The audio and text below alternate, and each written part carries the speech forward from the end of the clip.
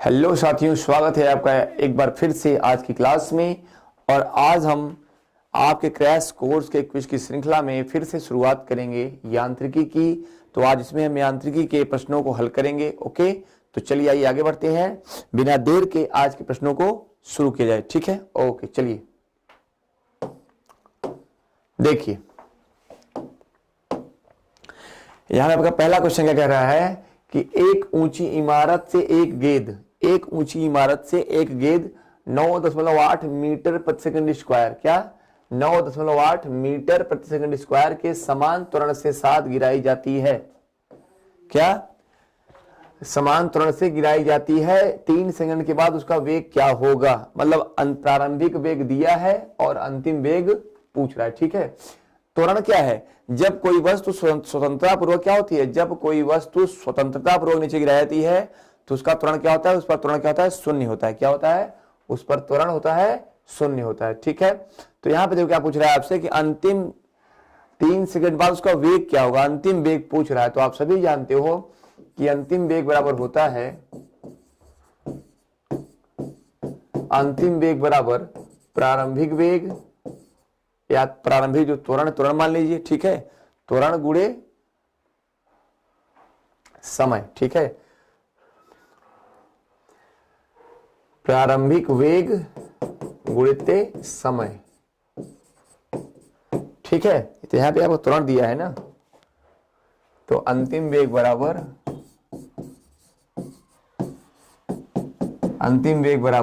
त्वरण गुणे समय। ठीक, क्या होगा, त्वरण गुणे समय। ध्यान दीजिएगा इसमें, यहां पे क्या होगा, यहां पे त्वरण कितना दिया है, 9.8 दिया है। कितना दिया है, 9.8, और समय कितना दिया है, 3। कितना होगा, 3। ओके, तो यहां पे देखिए गुणा कर दीजिएगा इनका, तो 9 तिरिक 27 और 8 तिरिक 24, तो 9 तिरिक 27 और 8 तिरिक 24, तो 27 और 2 29 और 29.4 क्या हो जाएगा आपका, 29.4 आपका आंसर। क्या होगा वेग, अंतिम वेग क्या हो जाएगा, 29.4 मीटर प्रति सेकंड हो जाएगा। क्या हो जाएगा, 29.4 मीटर प्रति सेकंड। ठीक है, तो यहां पे आपका ये पहला क्वेश्चन है जिसका आंसर क्या होगा, 29.4 मीटर प्रति सेकंड। चलो सेकंड क्वेश्चन, रॉकेट किसके सिद्धांत पर कार्य करता है, ऊर्जा संरक्षण के, कि बर्नौली प्रमेय की, अवगाद्रो परिक्रमा या संवेग संरक्षण के।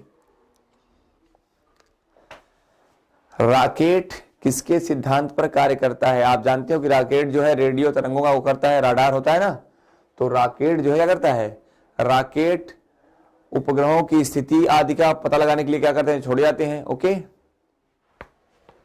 तो रॉकेट जो है क्या करता है, रॉकेट संवेग संरक्षण के सिद्धांत पर कार्य करता है। ठीक है, रॉकेट क्या करता है, रॉकेट संवेग संरक्षण के सिद्धांत पर कार्य करता है। ओके, चलो ग्रहों की चाल से संबंधित नियम किसने दिए, ग्रहों की चाल से संबंधित नियम किसने दिए। देखो, केपलर ने, गैलीलियो ने, आइंस्टीन ने या टाइको ब्राहे ने। तो आप सभी जानते हो कि क्या था, केपलर ने ग्रहों संबंधी नियम दिए थे। ठीक है, केपलर ने ग्रहों संबंधी नियम दिए थे जिसमें उन्होंने क्या कहा, ठीक है, ठीक, उन्होंने ग्रहों की कक्षीय चाल के बारे में नियम दिए। ठीक है, ग्रहों की कक्षीय चाल के संबंध में नियम दिए थे। ठीक है, ये कौन थे, गैलीलियो। तो इन्होंने क्या किया था, इन्होंने जड़त्व का सिद्धांत दिया था। ठीक है, इन्होंने क्या किया था, इन्होंने जड़त्व का सिद्धांत दिया। ठीक है, आइंस्टीन कौन है, तो आइंस्टीन को हम आधुनिक भौतिकी का जनक कहते हैं। इन्होंने द्रव्यमान और ऊर्जा के संरक्षण का सिद्धांत दिया था जिसे कहते हैं E बराबर mc²। ठीक है, इन्होंने क्या किया था, द्रव्यमान और ऊर्जा यानी एनर्जी के संबंध में नियम को प्रतिस्थापित किया था। ठीक है, E बराबर mc²। ओके, तो यहां पर क्या, केपलर ने क्या किया था, ग्रहों की चाल संबंधी नियम दिए थे। चलो, शुष्क बैटरी सेल में कौन सी ऊर्जा होती है। देखो, शुष्क बैटरी सेल में कौन सी ऊर्जा होती है पूछ रहा है आपसे, आप सभी जानते हो। कि जो शुष्क बैटरी सेल होती है उसमें कौन सी, भाई शुष्क बैटरी में कौन सी ऊर्जा होगी, वो तो रासायनिक को करेगी विद्युत में ना, तो कौन सी ऊर्जा होगी, रासायनिक ऊर्जा होगी। कौन सी ऊर्जा होगी, रासायनिक ऊर्जा। क्या करती है बैटरी, रासायनिक ऊर्जा को विद्युत ऊर्जा में कन्वर्ट करती, ठीक है, रासायनिक ऊर्जा को विद्युत ऊर्जा में कन्वर्ट करती है। क्लियर है, चलो ठीक है। चलो यहां देखो अब अगला क्वेश्चन, पृथ्वी का पलायन वेग कितना होता है, पृथ्वी का पलायन वेग। तो पलायन वेग क्या, पहले ही जानो पलायन वेग है क्या। पलायन वेग वह वेग होता है जिसमें पृथ्वी से कोई वस्तु फेंकने पर वह वापस पृथ्वी पर नहीं आती। ध्यान दीजिएगा, पलायन वेग वह है कि जिस वेग से किसी वस्तु को फेंकने पर वह वस्तु दोबारा पृथ्वी पर वापस नहीं आती। और यह जो वेग होता है कितना होता है, 11.2 किलोमीटर प्रति सेकंड होता है। कितना होता है, 11.2 किलोमीटर प्रति सेकंड। ठीक है, ध्यान दीजिएगा, 11.2 किलोमीटर प्रति सेकंड।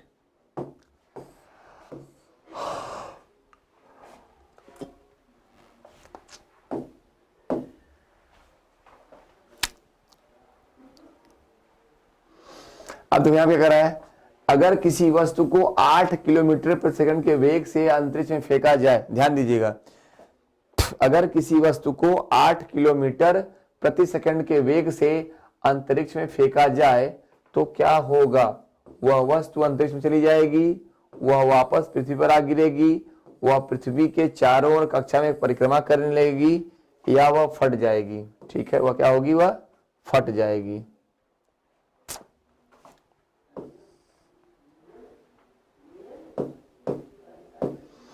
तो आप यहां ध्यान दो पहले कि कह रहा है कि यदि किसी वस्तु को 8 किलोमीटर प्रति सेकंड के वेग से अंतरिक्ष में अगर फेंका जाए अंतरिक्ष में तो क्या होगा, तो क्या होगा। तो आप सभी जानते हो कि अगर किसी वस्तु को 11.2 किलोमीटर प्रति सेकंड के वेग से फेंका जाएगा तो वह वस्तु क्या होगी, पृथ्वी पर दोबारा नहीं आएगी। लेकिन अगर इस वेग से कम किसी वस्तु का वेग रहेगा तो वस्तु क्या होगी, पृथ्वी पर फिर से वापस आ जाएगी। तो यहां पे क्या होगा ऑप्शन आपका, वह वापस पृथ्वी पर आ जाएगी। ठीक है, मतलब जो कहने का कि जो वस्तु है यदि इसको 11.2 किलोमीटर प्रति सेकंड के वेग से फेंका जाए तो यह पृथ्वी पर नहीं आएगी। अदरवाइज अगर इससे कम वेग रहेगा तो वस्तु क्या होगी, वस्तु पृथ्वी पर आ जाएगी। ठीक है, चलो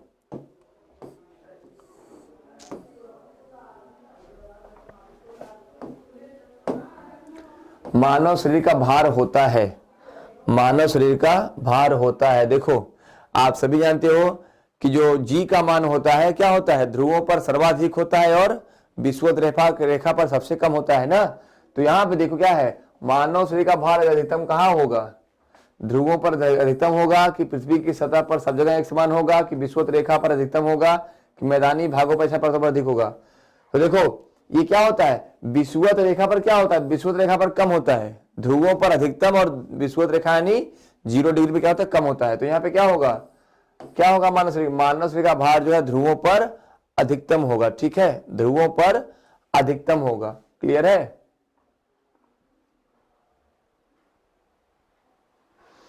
चलो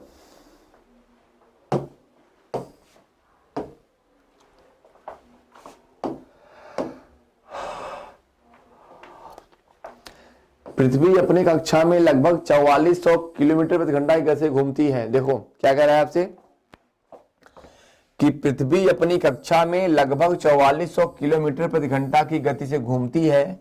इस तेज गति को हम अनुभव क्यों नहीं करते हैं। पृथ्वी के आकार की अपेक्षा में हम बहुत छोटे हैं। अपने कक्ष में पृथ्वी की गति की अपेक्षा हमारी गति शून्य है। संपूर्ण सूर्यमंडल भी चलायमान है, या पृथ्वी का गुरुत्वाकर्षण निरंतर हमें पृथ्वी के केंद्र की ओर खींचता है। जल्दी तो फट से,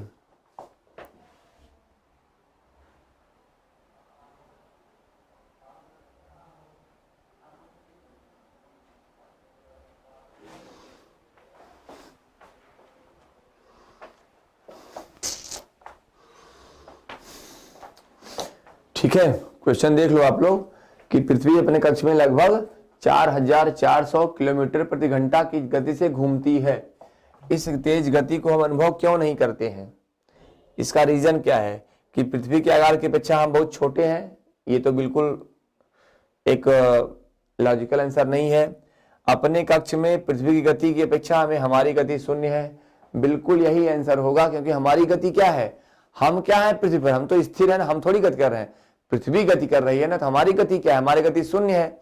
चूंकि हमारी गति शून्य है, इसलिए क्या है, हमको पृथ्वी की जो ये गति है इसका अनुभव नहीं होता। क्या होता है, हमारी क्या है, पृथ्वी की गति की अपेक्षा क्या है, हमारी गति शून्य होती है। हमारी गति क्या है, शून्य होती है। ठीक है, पृथ्वी जो है अपने केंद्र पर घूम रही है ना, तो क्या है, हमारी गति क्या है, हमारी गति शून्य है। इसलिए अपने कक्ष में हमारी गति क्या है, पृथ्वी की गति की अपेक्षा क्या है, पृथ्वी की गति की अपेक्षा हमारी गति शून्य है। ठीक है, ओके, ठीक है, चलो।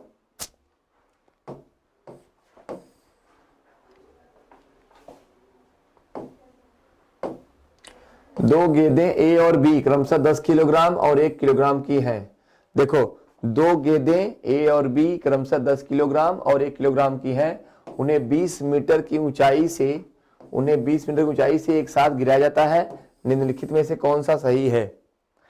ठीक है, दो गेंदें ए और बी क्रमशः 10 किलोग्राम की है, उन्हें 20 मीटर की ऊंचाई से गिराया जाता है। निम्नलिखित कौन सही है? भूमि पर ए पहले पहुंचेगी, भूमि पर बी पहले पहुंचेगी, भूमि पर दोनों ए और बी एक साथ पहुंचेंगी, या उपयुक्त में से कोई नहीं?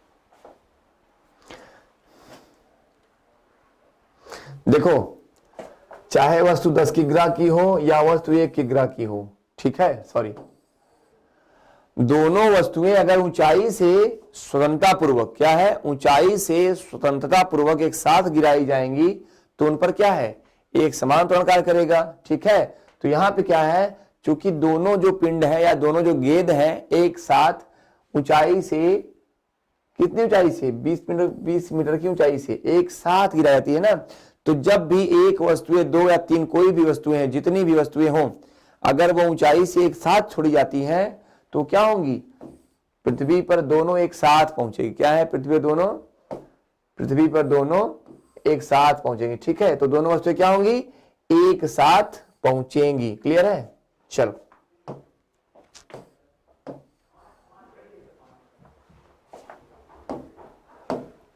डायनमो एक युक्ति है जो परिवर्तित करती है। डायनमो एक युक्ति है। डायनमो क्या है, एक युक्ति है जो परिवर्तित करती है रासायनिक ऊर्जा को विद्युत ऊर्जा में, विद्युत ऊर्जा को यांत्रिक ऊर्जा में, यांत्रिक ऊर्जा को विद्युत ऊर्जा में, या विद्युत ऊर्जा को रासायनिक ऊर्जा में।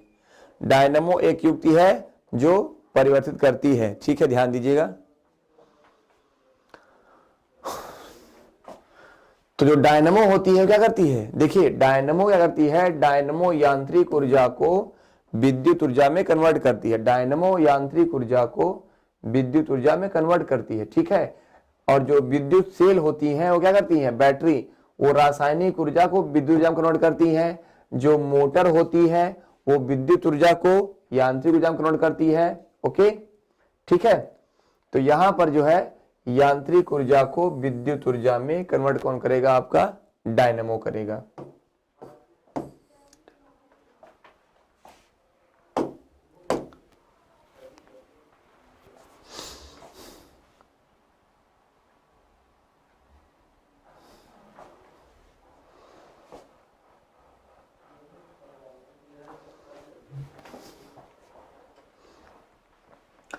किसी पिंड व वस्तु का भार, मतलब कह रहा है किसी पिंड का भार पृथ्वी तल पर सब जगह समान होता है, ध्रुवों पर सर्वाधिक होता है, विषुवत रेखा पर अधिक होता है, या मैदानों की तरह पहाड़ों पर अधिक होता है।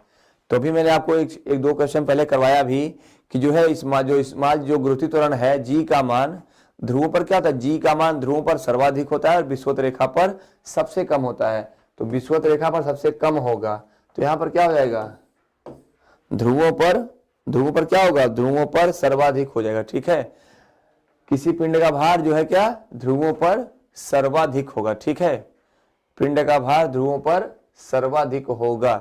ठीक, अब देखो, अगर आप देखो तो जहां पर भार अधिक होता है वहां पर हमें कोई चीज खरीदने में फायदा है कि बेचने में? वहां पर हमें कोई चीज बेचने में फायदा है। ठीक है, जैसे देखो, अगर ध्रुवों पर जो है भार अधिक होता है तो वहां पर कोई चीज बेचेंगे तो उसका दाम में क्या होगा, उसका दाम में वहां पे अधिक मिलेगा। ठीक है, उसका हमें भार अधिक मिलेगा। ठीक है, चलो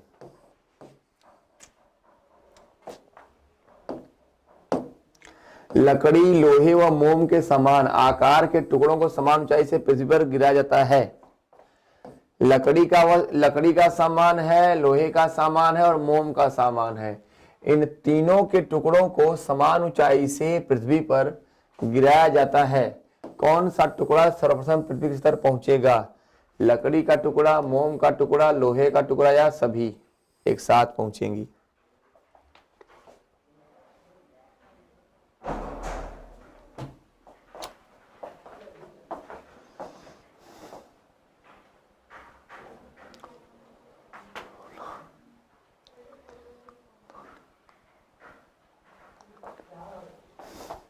ठीक है, तो यहां पे देखो, अभी मैंने बताया कि कोई भी वस्तु, जैसे कई वस्तुएं अगर हो, अगर वो ऊंचाई से पृथ्वी तल की तरफ एक साथ छोड़ी जाएंगी तो क्या होंगी?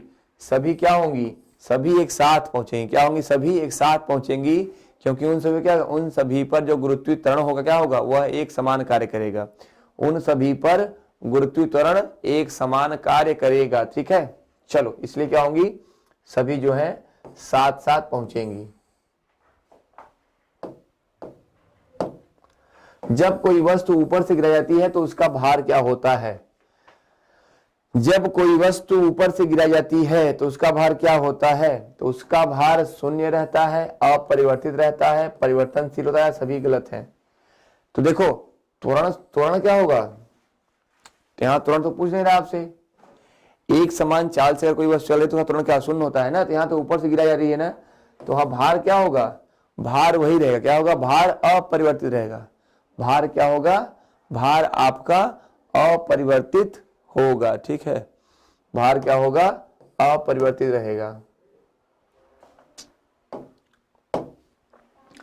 दूध को मथने पर क्रीम अलग हो जाती है, इसका कारण क्या है? दूध को मथने पर क्रीम अलग हो जाती है, इसका कारण क्या है? गुरुत्वीय बल, अभिकेंद्र बल, अपकेंद्र बल या घर्षण बल? दूध को मथने पर क्रीम अलग हो जाती है, इसका कारण क्या है?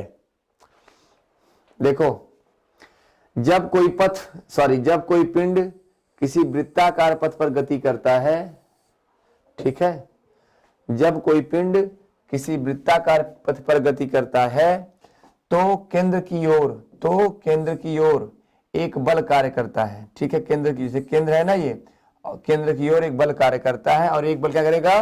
केंद्र के बाहर की ओर करेगा। ठीक है, एक बल इधर कार्य करेगा, एक बल इधर।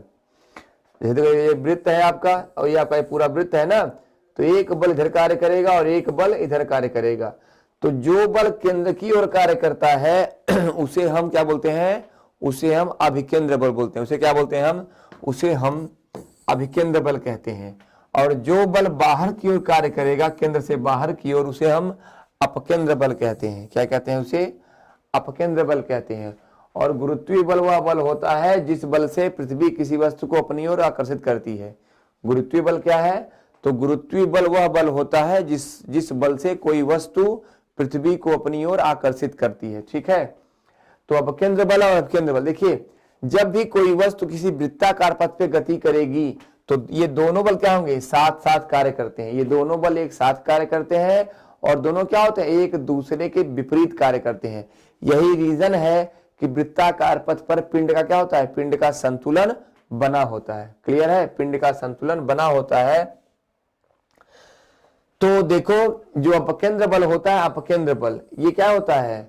दूध के मथने की मशीन में, आपके वॉशिंग मशीन में, ये सब क्या है? ये सब पर अपकेंद्र बल कार्य करता है। ठीक है, तो यहाँ पे दूध को मथने पर क्रीम अलग हो जाती है, इसका कारण क्या है? इसका कारण क्या है? इसका कारण आपका अपकेंद्र बल है। ठीक है, इसका कारण क्या है? अपकेंद्र बल है। ओके ओके, चलो, अब देखो, ये जो आपका बता रहा है ना, ये पिंड, तो देखो, यही रीजन है कि जब पिंड यहां से ऐसे आता है, यहां से ऐसे मुड़ता है, यहां से ये मुड़ता है और यहां से ये, मतलब जब मोड़ पर जब पिंड झुकता है तो उसको अभिकेंद्र बल और अपकेंद्र बल इन दोनों का मान क्या होता है, समान होता है। इसीलिए वस्तु क्या होती है, बिल्कुल संतुलित होती रहती। ठीक है, इसीलिए वस्तु क्या है, संतुलित रहती है। तो दूध के मथने की मशीन में, वॉशिंग मशीन में कौन सा बल कार्य करेगा, आपका अपकेंद्र बल कार्य करेगा। ठीक है, अपकेंद्र बल कार्य करेगा। चलो, निम्नलिखित में से कौन सी राशि सदिश नहीं है, निम्नलिखित में से कौन सी राशि सदिश नहीं है, विस्थापन, वेग, बल या आयतन।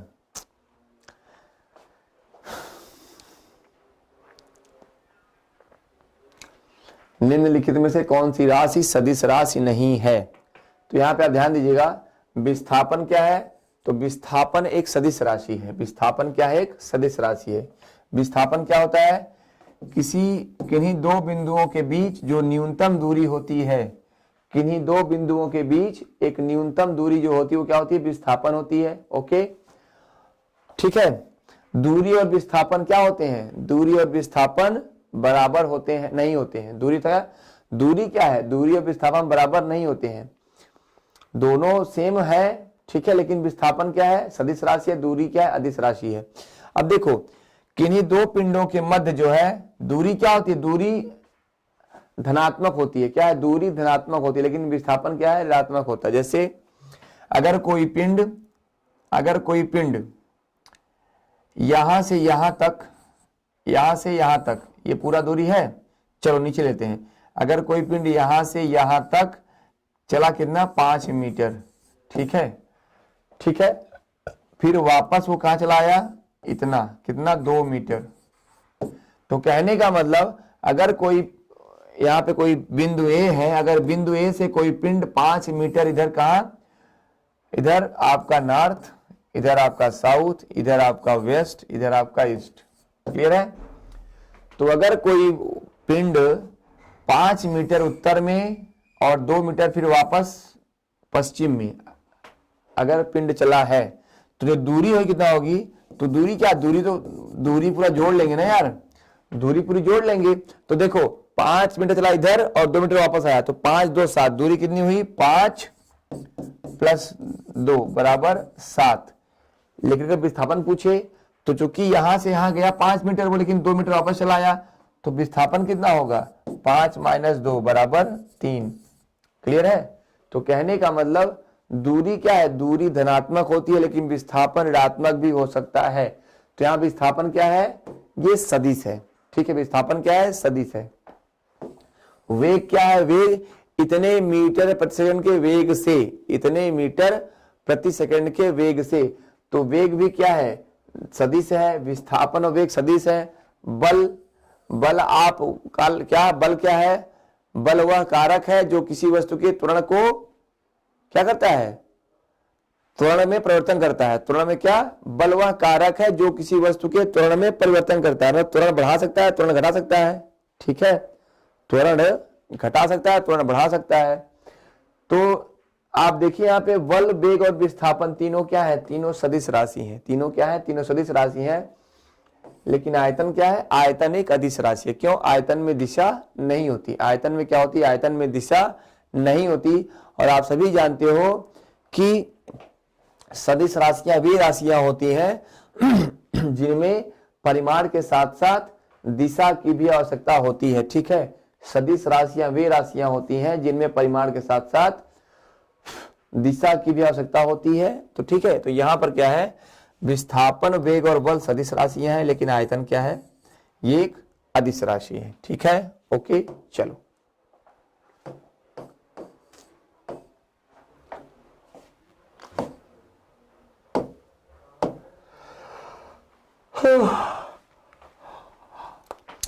किसी लिफ्ट में बैठे हुए व्यक्ति को अपना भार कब अधिकतम मालूम पड़ेगा, किसी लिफ्ट में बैठे हुए व्यक्ति को अपना भार अधिक कम मालूम पड़ेगा, जब लिफ्ट त्वरित गति से ऊपर जा रही हो, जब लिफ्ट त्वरित गति से नीचे आ रही हो, समान वेग से ऊपर जा रही हो, या समान वेग से नीचे आ रही हो।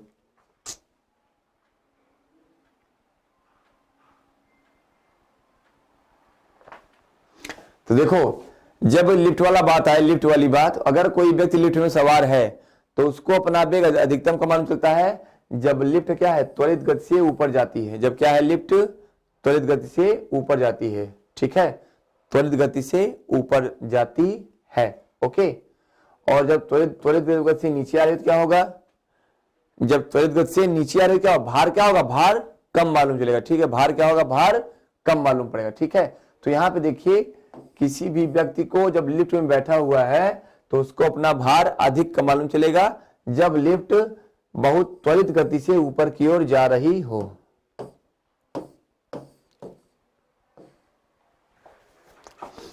पेंडुलम, पेंडुलम की घड़ी तीव्र गति से चल सकती है। पेंडुलम की घड़ी तीव्र गति से चल सकती है। कब, ग्रीष्म ऋतु में, शीतकाल में, बसंत ऋतु में या वर्षा ऋतु में। देखो, जो लोलक घड़ी होती है, लोलक घड़ी क्या होती है, वो कब तेज चलती हैं, ग्रीष्म काल में, शीतकाल में, बसंत ऋतु में या वर्षा ऋतु में। तो आप सभी जानते हैं कि जो पेंडुलम घड़ी होती है कब चलती है तेज, वो आपकी शीतकाल में चलती है। लोलक गर्मी में क्या होता है, गर्मी में लोलक घड़ी क्या होती है, सुस्त होती है। क्यों, अभी उसका रीजन क्या होगा, गर्मियों में जो लोलक घड़ी होती है वो क्या होती है, सुस्त हो जाती है। क्यों, लंबाई बढ़ जाती है। क्या होती है, लंबाई में उसकी वृद्धि हो जाती है। सड़क पर चलने की अपेक्षा बर्फ पर चलना कठिन है, क्योंकि सड़क पर चलने की अपेक्षा बर्फ पर चलना कठिन है, क्योंकि, जरा एक सेकंड,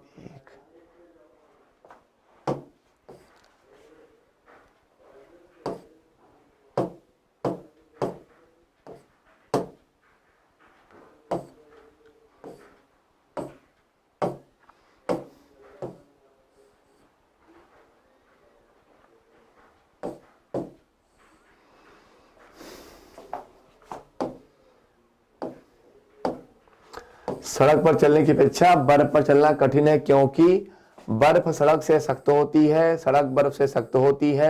जब हम अपने पैर से धक्का देते हैं तो बर्फ कोई प्रतिक्रिया व्यक्त नहीं करता, या बर्फ में सड़क की अपेक्षा घर्षण क्या होता है, घर्षण कम होता है। तो यहाँ पे आंसर थोड़ा सा आपको मालूम चल भी गया होगा, एक साइंटिफिक आंसर है। ठीक है, देखो, बर्फ सड़क से सख्त कैसे हो सकती है, सड़क जो है बर्फ से सख्त होती है तो क्लियर, लेकिन ये आंसर नहीं है। ठीक है, सड़क जो है वो बर्फ से सख्त हो सकती है, क्लियर है। जब अपने पैर से धक्का देते हैं तो बर्फ कोई प्रतिक्रिया नहीं करती, यार सीधी सी बात है। यहाँ पे क्या होगा, बर्फ में सड़क की वजह क्या होता है, घर्षण कम होता है। देखिए, अगर घर्षण बल अधिक लगता है तो हमको चलने में क्या आसानी होती है, जहां पर घर्षण बल न लगे वहां पर क्या होगा, वहां पर चलने में हमें कठिनाई होती है, हमारी गति में क्या होती है, गति में कठिनाई होती है। तो क्या है, यहाँ पे बर्फ में क्या होगा, सड़क की अपेक्षा क्या होगा, घर्षण बल कम होगा। ठीक है, घर्षण बल क्या है, घर्षण बल वह बल होता है जो क्या किसी वस्तु की गतिशीलता या गति की अवस्था का विरोध करता है। ठीक है, तो घर्षण क्या है, यहाँ पे बर्फ में क्या होगा, सड़क की अपेक्षा घर्षण बल क्या होगा, बर्फ में कम होगा। ठीक है, चलो नेक्स्ट।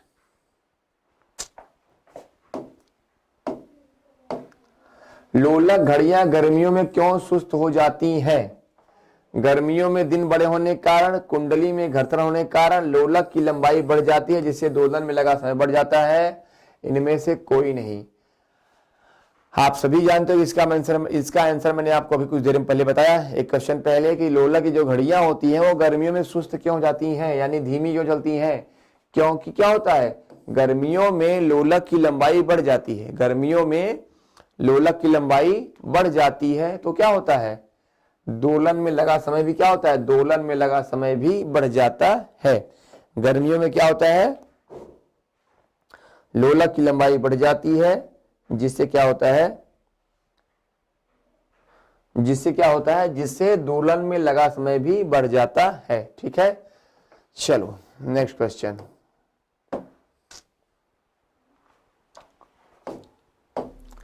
एक लड़की झूले पर बैठी स्थिति में झूला झूल रही है। ठीक है, एक लड़की जो है झूले पर बैठने की स्थिति में झूला झूल रही है। उस लड़की के खड़े हो जाने पर प्रदोलित आवर्तकाल क्या होगा। कम हो जाएगा, अधिक हो जाएगा, लड़की की ऊंचाई पर निर्भर करेगा या अपरिवर्तित रहेगा?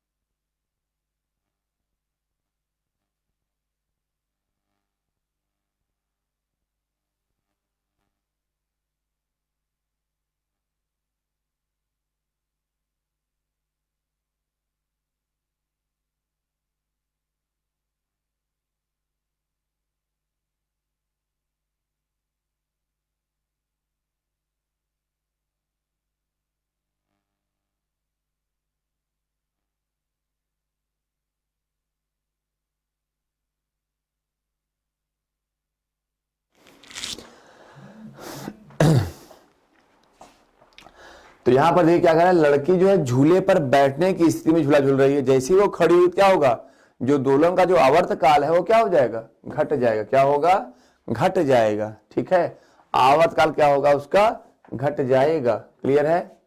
चलिए नेक्स्ट क्वेश्चन। त्वरण ज्ञात करने का सही सूत्र कौन सा है? त्वरण ज्ञात करने का सही सूत्र कौन सा है?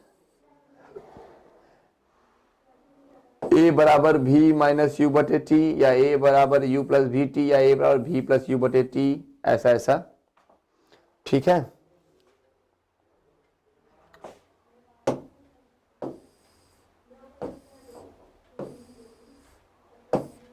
अब देखो त्वरण क्या है, वस्तु के वेग परिवर्तन की दर को त्वरण कहते हैं। वस्तु के वेग परिवर्तन की दर को त्वरण कहते हैं। अब आप सभी जानते हो कि a बराबर क्या होगा, वेग परिवर्तन की दर। अब जैसे कोई वस्तु, यदि कोई वस्तु अपने प्रारंभिक वेग चलना प्रारंभ करती है तो प्रारंभिक वेग क्या होता है, प्रारंभिक वेग होता है v1। क्या होता है, v1। Okay, sorry, v1। वस्तु के वेग परिवर्तन की दर, दर यानी समय, क्या कर त्वरण कराती है, तो v1। अब देखो v1 माइनस v2 क्या होगा, v1 माइनस v2।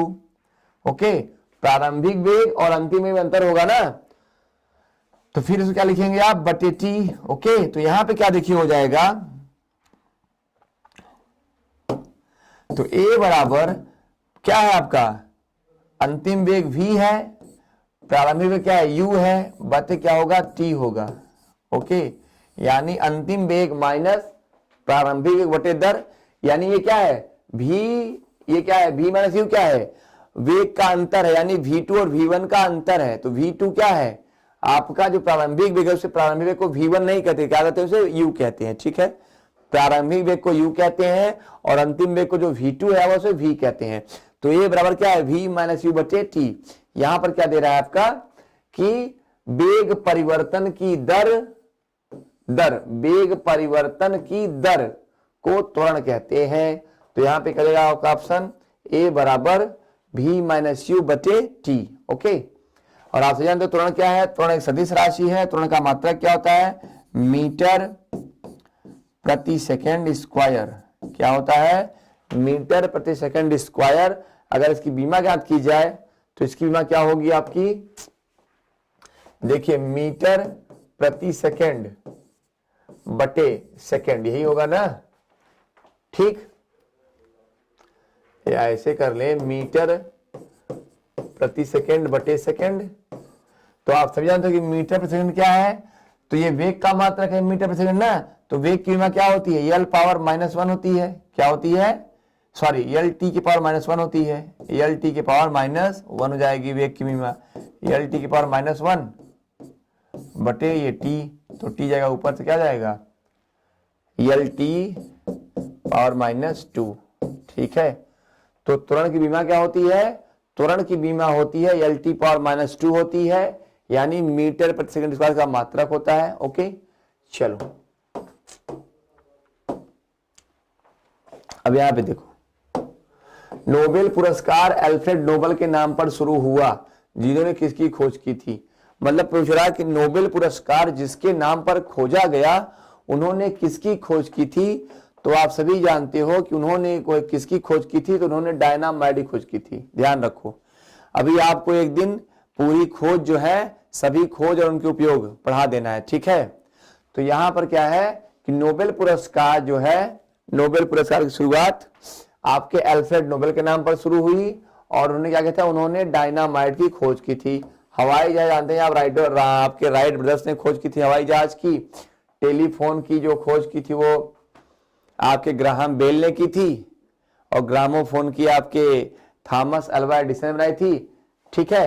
तो यहां पर जो है आपका नोबेल पुरस्कार अगर बात की जाए तो ये अल्फ्रेड नोबेल के नाम पे शुरू किया गया था। ओके, इसमें क्या होता है, इसमें भौतिकी में, रसायन में, जीव विज्ञान में, साहित्य में, और आपका शांति पुरस्कार और अर्थशास्त्र, कई क्षेत्रों में, इन 4-5 क्षेत्रों में जो है पुरस्कार दिए जाते हैं, ठीक है। इन 4-5 क्षेत्रों में पुरस्कार इसमें दिए जाते हैं, ठीक है। चलो, तो यहां पे क्या है आपका आंसर, आपका क्या जाएगा, आपका आंसर हो जाएगा डायनामाइट।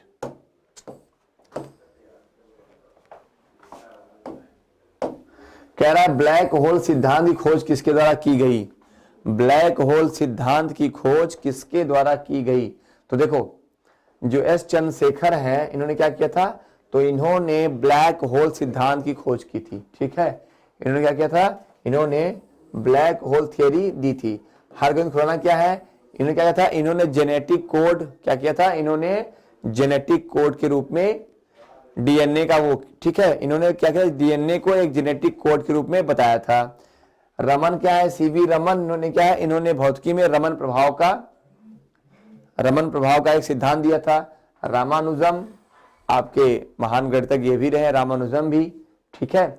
तो यहां पर क्या है, पूछ रहा है ब्लैक होल, तो कौन है आपके, एस चंद्रशेखर।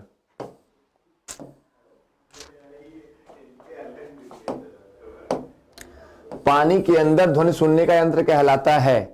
पानी के अंदर ध्वनि सुनने का यंत्र कहलाता है ऑडियोमीटर, ऑडियोफोन, हाइड्रोमीटर या हाइड्रोफोन।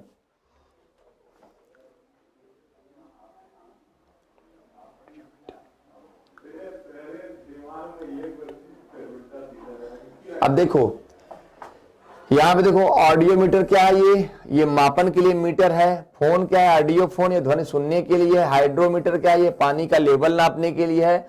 और हाइड्रोफोन क्या है, तो हाइड्रोफोन पानी के अंदर ध्वनि सुनने के लिए, ठीक है।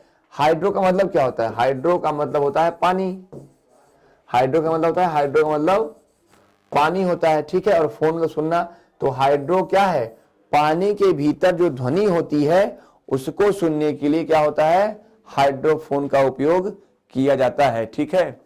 उसको सुनने के लिए हाइड्रोफोन का उपयोग किया जाता है।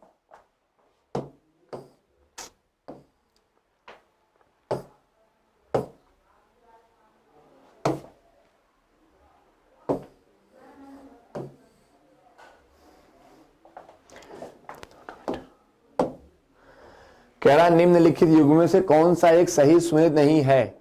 निम्नलिखित युग्मों में से कौन सा एक सही सुमेलित नहीं है। ओडोमीटर वाहनों के पहियों द्वारा तय की गई दूरी मापने का यंत्र, ओंडोमीटर विद्युत चुंबकीय तरंगों की आवृत्ति मापने का यंत्र, ऑडियोमीटर ध्वनि तीव्रता का मापक यंत्र, या एमीटर विद्युत शक्ति का मापक यंत्र, ठीक है। तो यहां पे देखो जरा ध्यान से सब लोग,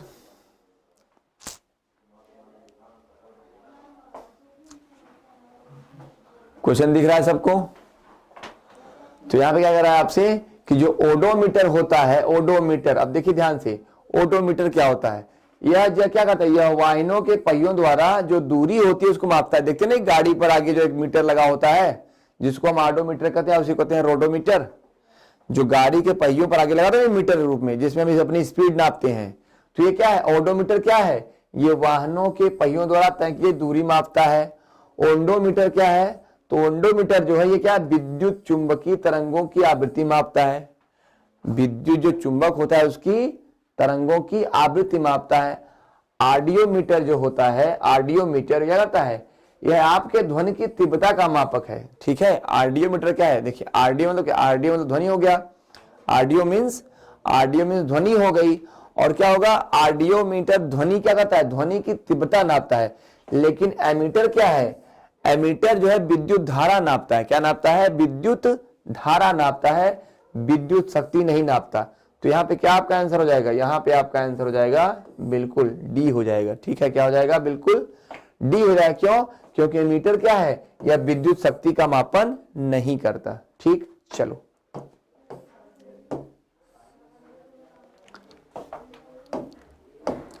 फेदोमीटर का उपयोग किसको मापने में किया जाता है। देखो फेदोमीटर भूकंप को, वर्षा को, समुद्री गहराई को या ध्वनि की तीव्रता को।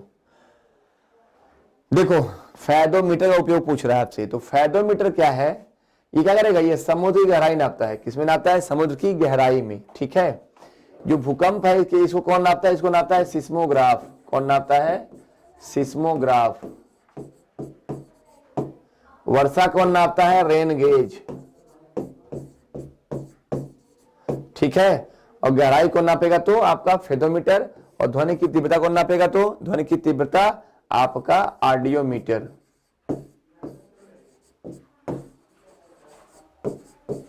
क्लियर है, ध्वनि की तीव्रता ऑडियोमीटर नापेगा, समुद्र गहराई जो है फेदोमीटर नापेगा, वर्षा को रेन गेज के द्वारा मापा जाता है, और भूकंप को सिस्मोग्राफ के द्वारा मापा जाता है। चलो, दूध के घनत्व को किसके द्वारा मापा जाता है, दूध के घनत्व को किसके द्वारा मापा जाता है। तो देखो जो दूध की शुद्धता होती है, दूध की शुद्धता वो किसमें नापी जाती है, लैक्टोमीटर में। किसमें नापते हैं, लैक्टोमीटर में। क्लियर है, किसमें, लैक्टोमीटर में। ठीक है, ओके, चलो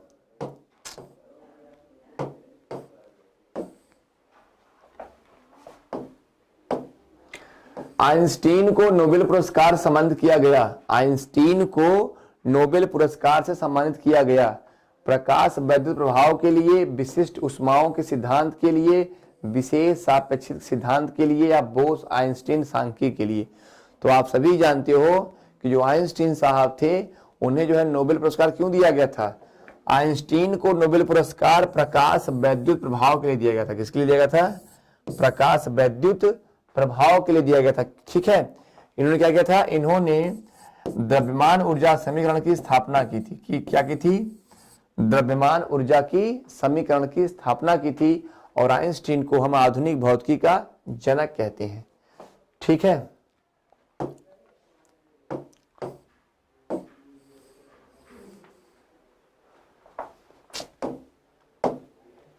उष्मा की इकाई निम्नलिखित में कौन नहीं है।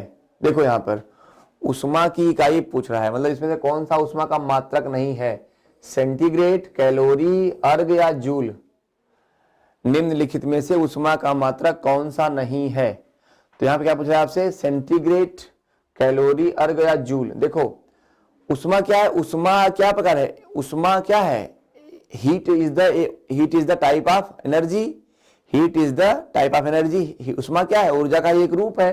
तो देखो उष्मा का मात्रक जूल हो सकता है, अर्ग हो सकता है, कैलोरी हो सकती है, लेकिन सेंटीग्रेड क्या है, सेंटीग्रेड इसका मात्रक नहीं है। सेंटीग्रेड क्या है, वो ताप का पैमाना है। ठीक है, ताप नापते हैं उसमें, इतने डिग्री सेल्सियस। ठीक है, तो सेंटीग्रेड क्या है, उष्मा का मात्रक नहीं है। अन्य तीन क्या है, अन्य तीन है। चलो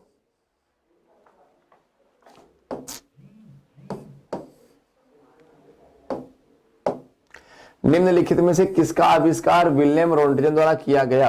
विलियम रोंटजन के द्वारा किया गया। रेडियो, एक्सरे मशीन, बिजली का बल्ब या उपरोक्त में से कोई नहीं। ठीक है, तो देखो बिजली का बल्ब, रेडियो, ये सब तो नहीं है। और रोंटजन क्या था, इन्होंने क्या किया था, इन्होंने एक्सरे मशीन बनाई थी। इन्होंने क्या था भैया, इन्होंने एक्सरे किरणों खोज की थी।